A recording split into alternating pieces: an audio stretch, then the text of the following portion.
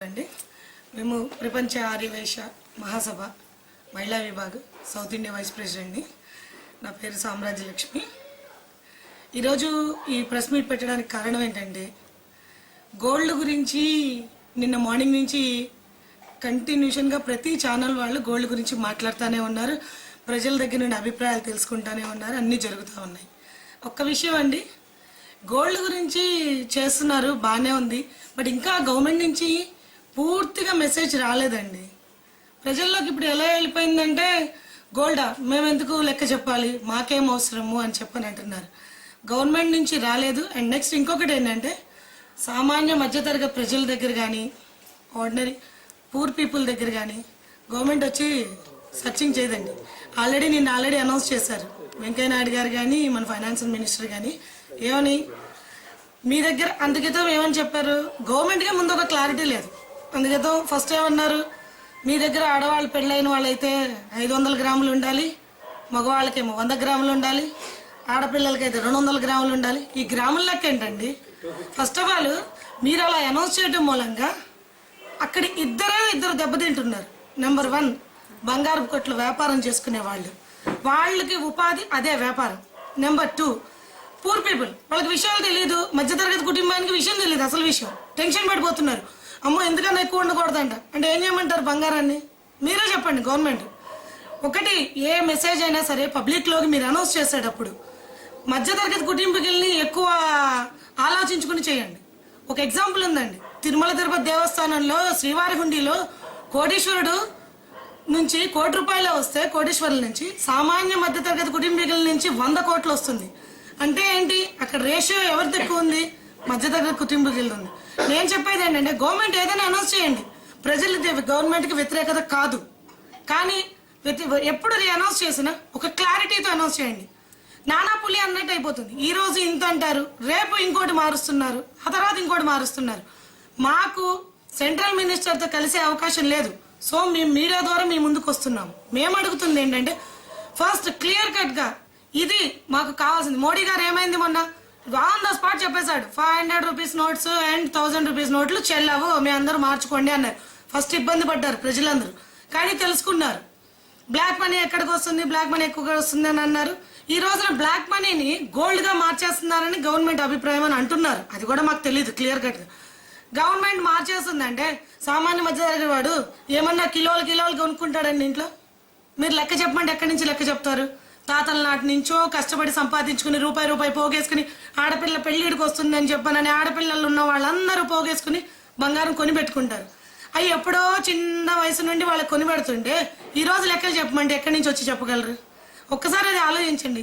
నేను చెప్పేది ఏంటంటే, గవర్నమెంట్ని మీరు అనౌన్స్ చేస్తే ఏదైనా సరే ఒక క్లారిటీతో అనౌన్స్ చేస్తే ప్రతి ఒక్కడికి అర్థమవుతుంది. ఓహో ఇలాంటి వాళ్ళకేనా ఇది అనేది.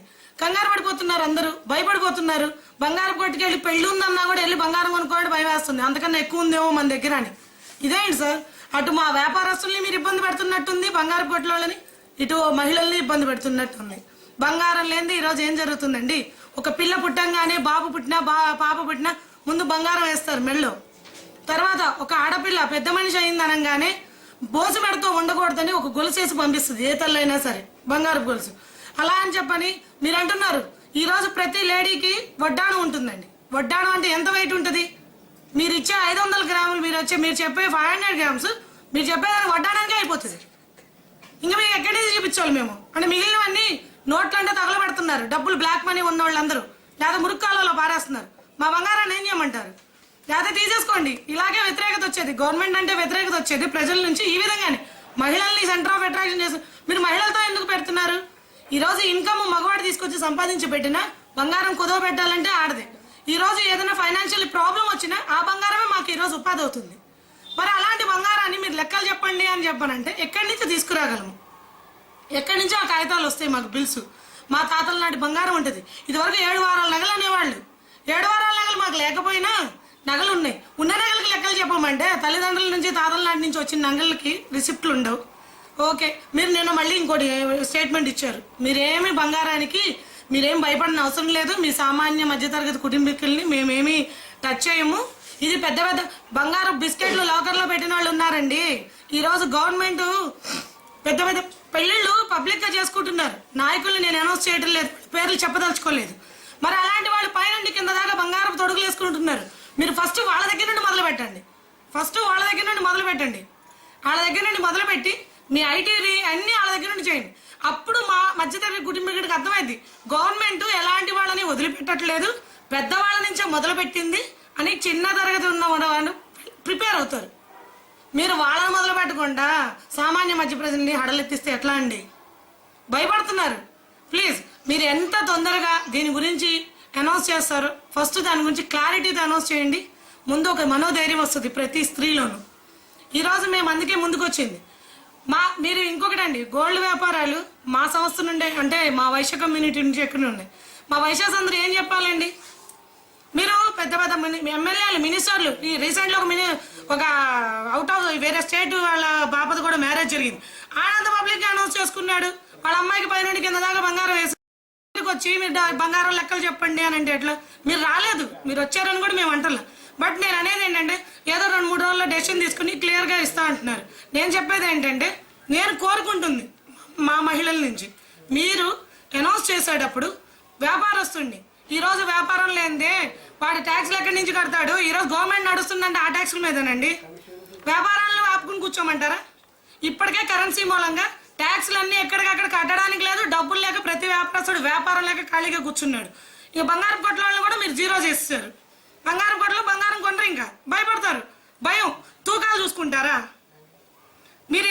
ఇంకొకటి అండి, ప్రజలకు కూడా నేను చెప్పేది ఏంటంటే, అమ్మ మీరు ఎవరు భయపడాల్సిన అవసరం లేదు. ఇది పావులు అక్కడ ఆవగించంత ఉంటే మనకు గుమ్మడికాయ అంత చెప్తున్నారు. సో మీరెవరు భయపడద్దు, మన జోలికి రారు, మధ్య దగ్గర కుటుంబీకులు ఎవరి దగ్గరికి రారు. గవర్నమెంట్ మీరు ఎవరి దగ్గర ఇంటర్వ్యూలు ఇస్తున్నా, ఏ ఛానల్ వచ్చి మిమ్మల్ని వాయిస్ తీసుకుంటున్నా ఒకటే చెప్పండి, ముందు పెద్దవాళ్ళ జోలికి వెళ్ళండి, తర్వాత మా దగ్గరికి రండి. మీరు మహిళలు ఆ మాట మాట్లాడితే ఖచ్చితంగా ఒకళ్ళది కాబట్టి ఒకళ్ళదైనా గవర్నమెంట్ నోటీస్కి వెళ్తుంది. సో వాళ్ళు కూడా అప్పుడు వెల్ ప్రిపేర్ అవుతారు, మహిళల్లో ఇలా ఉందన్నమాట ఒపీనియన్ అని. అంతేగాని గవర్నమెంట్ ఏంటండి అలా చేసింది ఇలా చేసింది అంటే, ఈ గవర్నమెంట్ కాదమ్మా, ఏ గవర్నమెంట్ వచ్చినా ఇదే చేస్తుంది.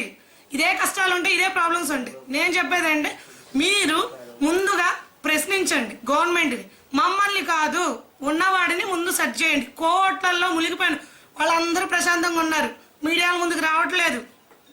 పెద్ద పెద్ద వ్యాపారస్తులు ఉన్నారు, వాళ్ళు రావట్లేదు, మనమే మాట్లాడుతున్నాము. ఈరోజు ఛానల్ వాళ్ళు వచ్చి అడిగారని చెప్పని మన నోటికి వచ్చింది చెప్పేస్తున్నాం. ఒక్కసారి మహిళలందరూ ఆలోచించండి అమ్మా, కరెక్ట్గా చేస్తున్నారా లేదా? గవర్నమెంట్ రైట్ మనందరికీ ఉంది, మహిళలకి. ఎందుకంటే ఇది బంగారం విషయం కాబట్టి, బంగారం వేసుకునేది మనమే కాదు, మగవాళ్ళు కూడా వేసుకుంటున్నారు. ఈరోజు మనకన్నా మగవాళ్ళ దగ్గర ఎక్కువ బంగారం ఉంటుంది. ముందు వాళ్ళైనా మాట్లాడతారు కదా, మాట్లాడితే మనం మాట్లాడుతుంటే మనల్ని సెంటర్ చేస్తున్నారు.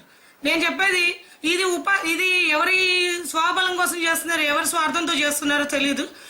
మనమందరం ఎవరు మిమ్మల్ని వచ్చి అడిగినా, ఏ ఛానల్ ఇంటర్వ్యూ తీసుకున్నా ఒకటే ప్రశ్నించండి, మమ్మల్ని కాదండి.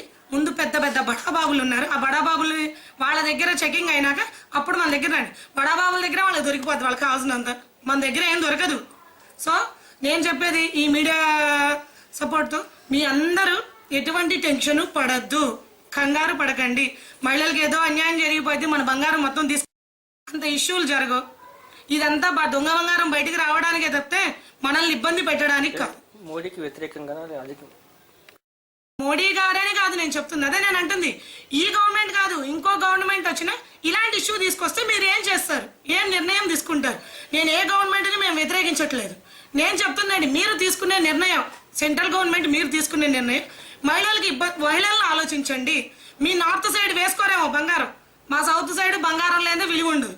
సో ఎంత లో క్యాడర్లో ఉన్నా కూడా ఒక చైనో ఒక గొలుసో గాజులో ఏదోటి కొనుక్కుంటాం. మీరు వాటికి లెక్కలు అడిగితే మేము ఎక్కడి నుంచి తెస్తాము? మాకు బంగారం ఉంటేనే విలువిస్తున్నారు మా సైడు. సో నేను చెప్తుందండి, మీరు మాలాంటి సామాన్య మధ్యతరగతి కుటుంబీకులు మహిళల్ని మైండ్లో పెట్టుకోండి. మా రేషియో ఎక్కువ ఉంది. కోటీశ్వరులు 25% ఉంటే 75% మా మధ్యతరగతి ఫ్యామిలీనే ఉన్నాయి. సో మా రేషియోని లెక్క పెట్టుకోండి. వ్యాపారస్తులు మీ మూలంగా ఈ రోజున వ్యాపారస్తులు గోల్డ్ షాప్లో వాళ్ళందరూ మూసుకుని కూర్చోవాలా చెప్పండి? వాళ్ళు రేపొద్దున ట్యాక్సులు కట్టకపోతే మీరు గవర్నమెంట్ సంబంధించిన పనులు ఏం చేస్తారు? మీకు ట్యాక్స్ రూపాయలు వస్తేనే కదా మీరు పనులు చేసేది. నేను అది ప్రశ్నిస్తున్నాను, గవర్నమెంట్ని విమర్శించట్లేదు.